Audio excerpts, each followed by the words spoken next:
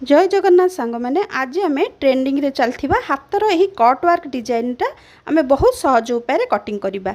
तो आपणकर छोट हाथ हो कि बड़ हाथ हो से किसी ना। तो प्रथम देखो एमती हाथटा कटिंग कर नहीं जाए ये तले आमर हाफ इंच रु टिके कम रे गोटे लाइन टाणिबे तापर एमती 0.75 माने गोटे इंच रु टिके कम आउ गोटे लाइन ता पाखक टाणिबे।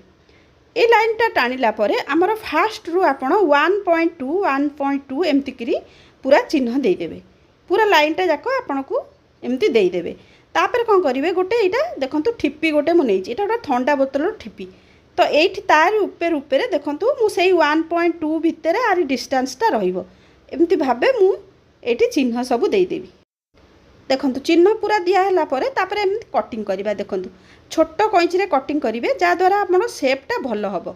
देखो ये भाव आमर पूरा लाइनटा एमती कटिंग करी डिजाइनटा आम रेडी करदे।